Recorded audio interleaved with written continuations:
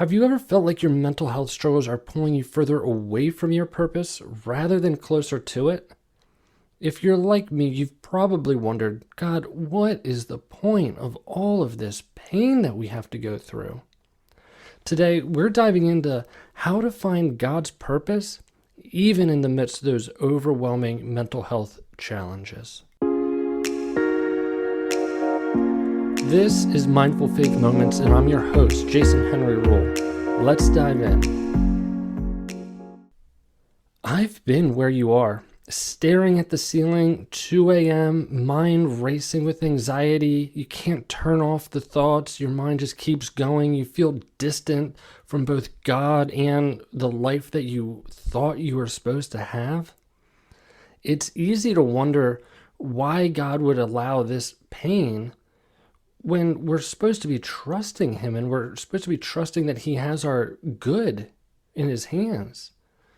And mental health struggles, they can feel so isolating. But I want you to know, even if they feel isolating, you're not alone.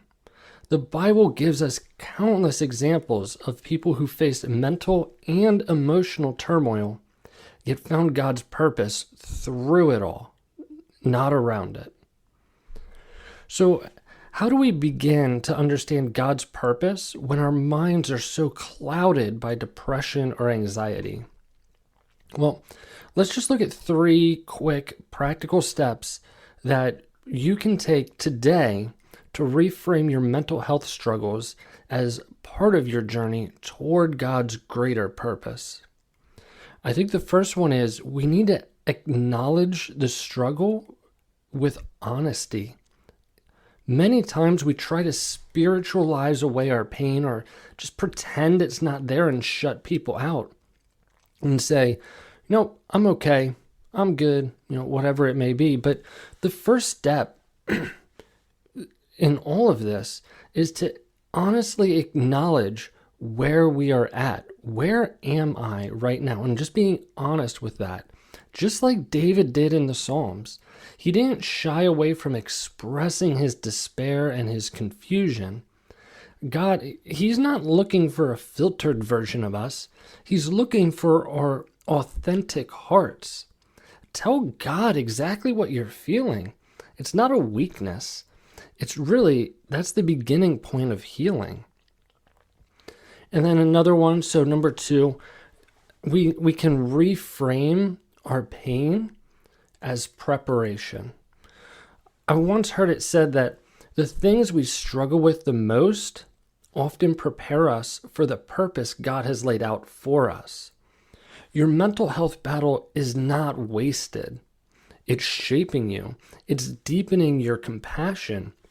And it's giving you the tools to help others in ways that you never could if you haven't gone through it. So instead of asking, why is this happening to me? Start asking, how can I let this shape me?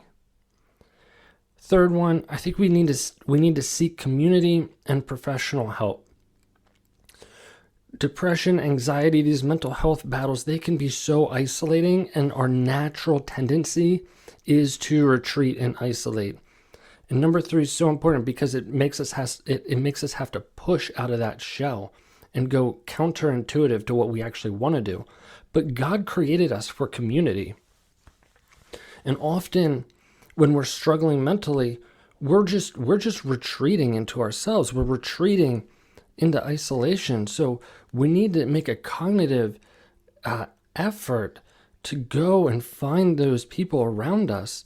And whether looking for a church group or maybe a friend, or even a professional counselor, and lean into their advice and lean into their support. Surround yourself when being in your own head by yourself doesn't feel safe. So surround yourself with other people, and God will often work through those people to carry us through some of our darkest times. And I'll say it again, faith and professional help, they're not at odds. They go hand in hand together. God, He doesn't waste our pain. And in the midst of everything, I think that is one of the most one of the things that brings me the most comfort is that when I'm feeling all this pain, just to remind myself that this pain is not wasted. God does not waste pain. In fact, He can use it to lead us closer to our true calling. So whether you're in the midst of a deep struggle right now or just coming out of one, remember that this season is part of the bigger picture God is painting for your life. Hold on to hope and take these steps. Acknowledge your struggle, reframe your pain, and lean into community, all while knowing that God is still at work and He will use your pain to help others and to shape and to mold and grow you. This week, take a moment, maybe pull out that journal and journal a little bit about your current mental health struggles or anything that you are struggling with, and write down how it feels specifically, and then ask God to show you how He might be using this season to shape you for something even greater. It doesn't have to make sense right now, but trust that He is working behind the scenes. And don't forget, at Mindful Faith Ministries, we are passionate about embracing mental health with grace and understanding. If you're looking for resources to support your mental wellness journey, or want to learn how to better address these issues in your community, we are here to help. Check out our devotional series, workshops, speaking engagements, online courses, blog articles. They're all designed to integrate faith and mental health in practical, life-changing ways. Visit our website at mindfulfaithministries.com to learn more. And remember, you're never alone in this journey. Let's walk it together. Thank you for joining me today on Mindful Faith Moments. If you found this episode helpful, be sure to subscribe and share it with someone who might need to hear this message. Until next time, take care of your mind, your soul, and your faith.